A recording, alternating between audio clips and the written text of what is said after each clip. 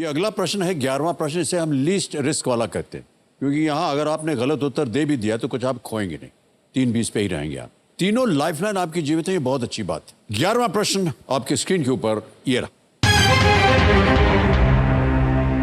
ये एक और इमेज प्रश्न है। भारत के लिए 50 ओवर के विश्व कप के संदर्भ में इस चित्र क्रम में अगला व्यक्ति कौन है? With reference to the 50 over ODI World Cups for India, who comes next in this image sequence? ये आपको तस्वीर दिखाई जाएगी। Can we see the image, please?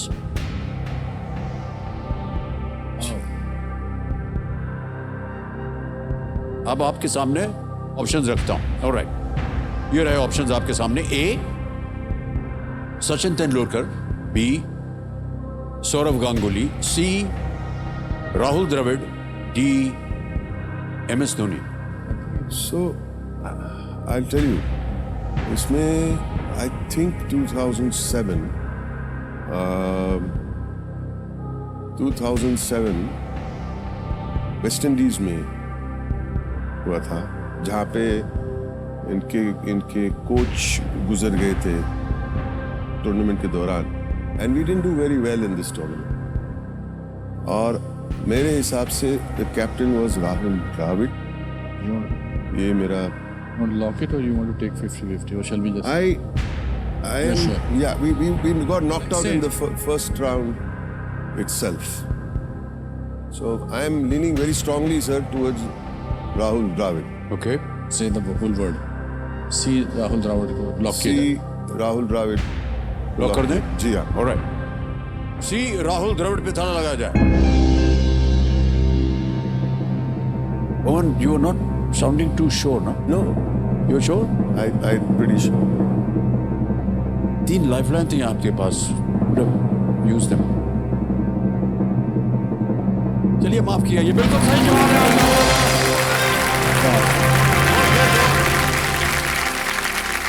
1999 में अजहरुद्दीन इंडिया के कप्तान थे। 2003 में सौरव गांगुली थे।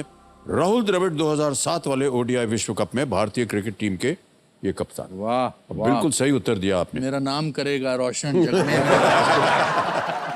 11 प्रश्नों का सही उत्तर हो गया। आ रहा है 12वां प्रश्न। अभी तक एक भी लाइफलाइन नहीं ली है आपने, बहुत अच्छी बात है। 12वां प्रश्न, 12,50,000 रुपए स्क्रीन के ऊपर ये रहा।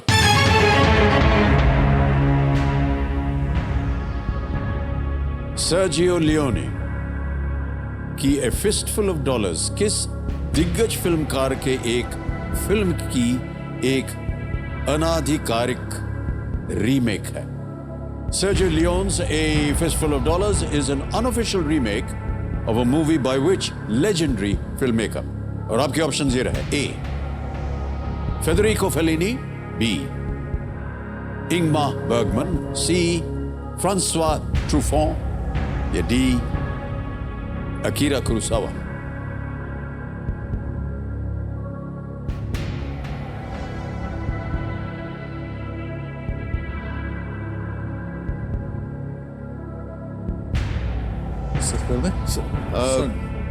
So ये तो फेलिनी इटालियन फिल्म मेकर और Sergio Leone also Italian film maker, Truffaut French film maker, Ingmar Bergman Swedish, लेकिन कुरोसावा जापानीज फिल्म मेकर थे जो used to get very inspired by westerns of John Ford. और इनके जो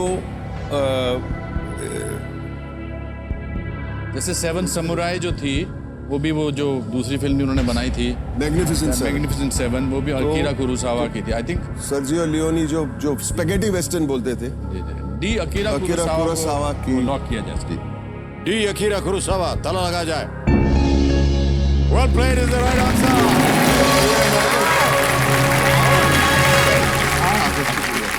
ये जो film है, ये कुरोसावा की योजिम्बो की एक अनऑफिशियल रीमेक है। ये लियोनी के डॉलर्स ट्रिलॉजी की पहली फिल्म थी, जिसमें क्लिंट ईस्टवुड थे। Become man with no name. उनको मैन विद नो नेम कहते थे। चिरूट लेके घूमते थे। बिल्कुल। आ गया है 13वां प्रश्न, 25 लाख रुपए। ओए बाप रे। तीनों लाइफलाइन जीवित। Well done. 13वां प्रश्न, 25 लाख रुपए स्क्रीन के ऊपर ये रहा।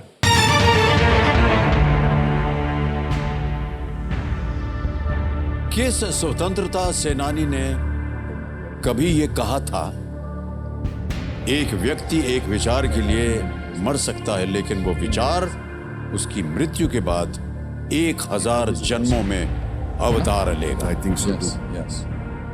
Which patriot once famously remarked, one individual may die for an idea, but that idea will, after his death, incarnate itself in 1,000 lives. Option सुनिए. A. Sardar Vallabh Bhai Patel. B. Netaji Subhash Chandra Bose. C. शहीद Bhagat Singh. D. Lokmanya Tilak. Discussion कर लेते हैं. ये जहाँ तक मेरा आइडिया, ये between Sardar Vallabh Bhai Patel and Netaji Subhash, I am more leaning towards Netaji Subhash Chandra Same Bose here. ने कहा था, और बड़ा फेमस कोट था उनका, नेताजी सुभाष चंद्र बोस, है ना? क्या करें? लाइफ लाइन ले लो, लाइफ लाइन. नहीं, मेरे हिसाब से तो अच्छा, you are sure? I think so, but Netaji Subhash आपके चंद्र पास तीनों लाइफलाइन है, अगर आप चाहें तो ले सकते हो. ले लो. You want to do the 50-50, but I think, huh? But you think what? You are pretty sure.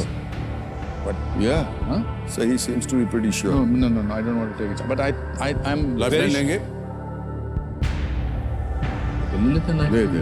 I think मुझे पता है वैसे ये हैं, but हो सकता है गलत है, ले तो I लो, think ले we'll low. go for a lifeline? lifeline Alright. 50-50. तीनों जीवित हैं, कौन सी लेंगे आप? 50-50. 50-50 लाइफलाइन. ओके, ज्ञाननाथ जी, 50-50 लाइफलाइन को अंकित कर दिया जाए. ये लाइफलाइन अंकित हो गई है, और जैसा कि आप जानते हैं, 2 विकल्प जो गलत हैं ये मिट जाएंगे. मिटा दिया जाए. नहीं sir, I think it's B, Netaji Subhash Chandra Bose. बचा है A. Sardar Vallabh Bhai Patel, B. Netaji Subhash Chandra Bose. Yes. क्या करेंगे? Sir B, Netaji Subhash Chandra B. Bose. Netaji Subhash Chandra Bose पे ताला लगाया जाए.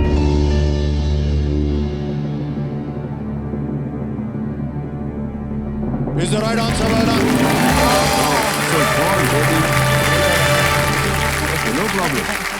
नेताजी सुभाष चंद्र बोस भारतीय स्वतंत्रता आंदोलन के एक प्रमुख नेता.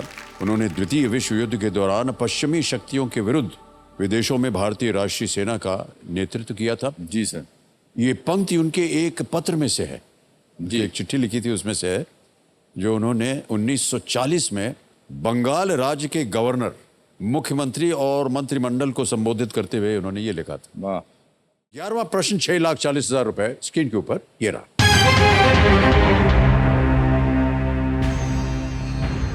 पेट्रोलियम निर्यातक देशों के संगठन का मुख्यालय किस देश में स्थित है, जो अपने तेल उत्पादन के लिए नहीं जाना जाता है? The headquarters of the Organization of the Petroleum Exporting Countries is located in which country? Not known for its oil production. Okay? Option सुनिए. A. Austria. B. France. C. Netherlands. D. Italy. समय आपके पास. खेलिएगा जरूर इस प्रश्न को. आप least despair, लेकिन तीनों लाइफलाइन आपकी जीवित है. कभी भी आपको लगे इनका आप उपयोग कर सकते हैं.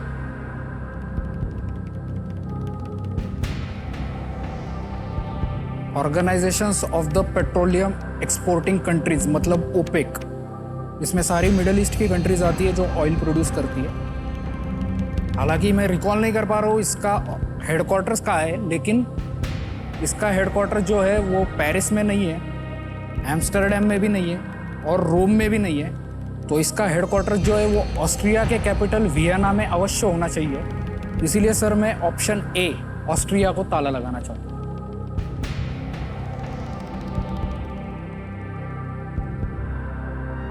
ए. ऑस्ट्रिया, ताला लगाया जाए.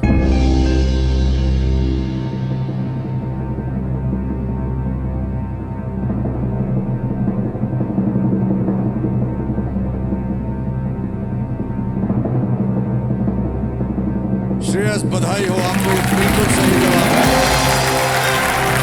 Well done, Shreyas.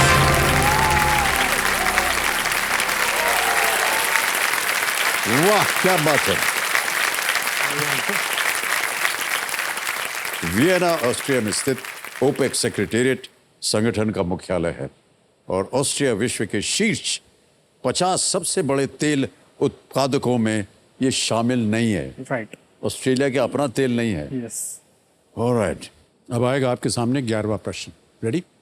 11वां प्रश्न 6,40,000 रुपए स्क्रीन के ऊपर ये रहा।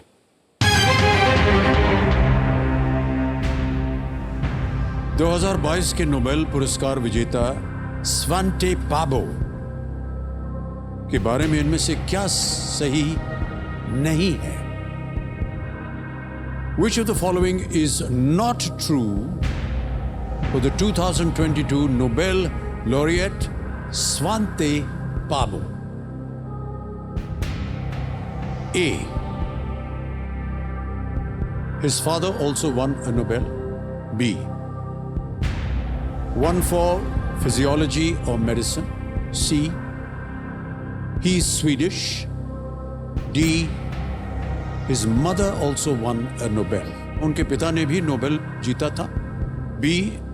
शरीर क्रिया विज्ञान या चिकित्सा में जीता है। C. वो स्वीडिश हैं। या D. उनकी मां ने भी नोबेल जीता था।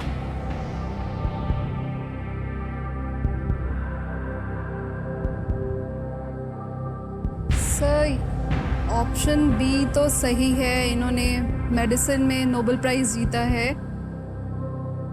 जहाँ तक मैंने पढ़ा है शायद ये स्वीडिश ही हैं। अब इनकी मदर ने जीता है या फादर ने जीता है, ये श्योर नहीं हूँ मैं इस चीज़ को लेकर। फादर, स्वांते पाबो फादर। किसी फीमेल का जिक्र तो मैंने सुना है इनके नोबेल प्राइज़ को लेकर। फादर को लेकर मैं श्योर नहीं हूँ।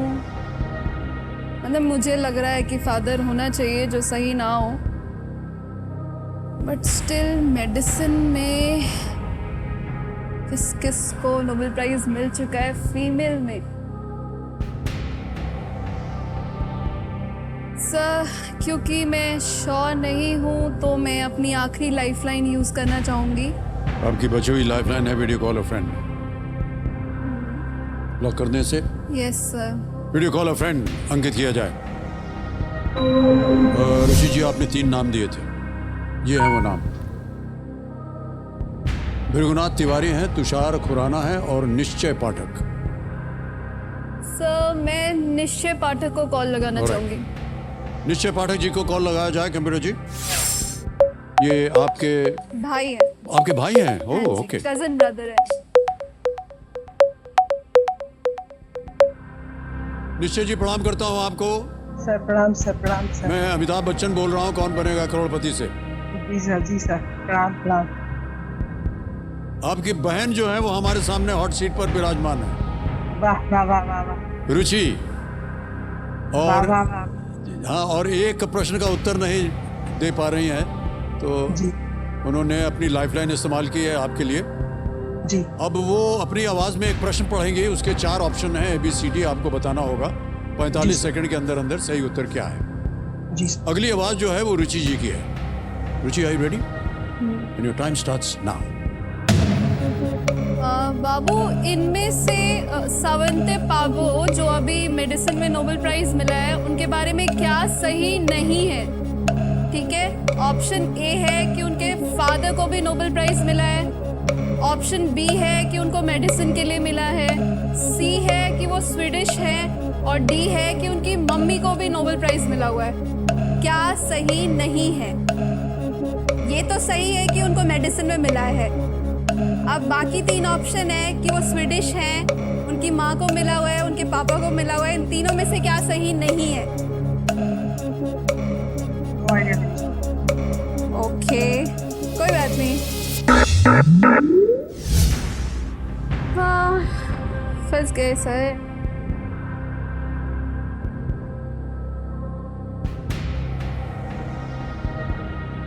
जहाँ तक मैंने पढ़ा है, पैबो पाबो सरनेम की कोई फीमेल को मेडिसिन में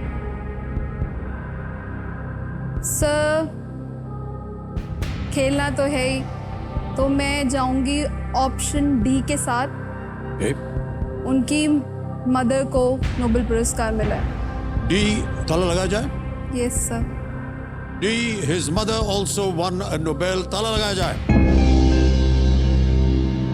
आपने कहीं पढ़ा था कि हाँ सर। पाबो नाम से पुरुष का नाम आपने सुना है कि? हाँ मतलब फीमेल का तो मैंने सर इतना नहीं सुना। कहाँ सुना था आपने ये कि पुरुष का नाम है?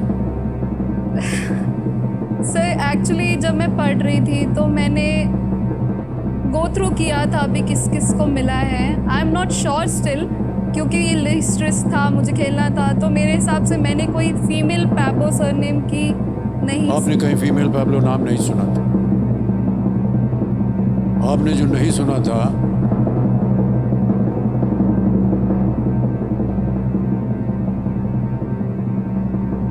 वो सही निकला है।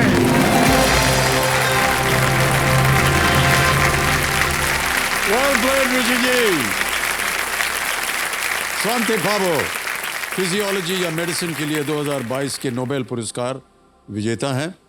वे स्वीडन से आते हैं और उनके पिता सूना बर्गस्ट्रॉम ने भी 1982 में मेडिसिन में नोबेल जीता था। क्या बात है रुचि जी।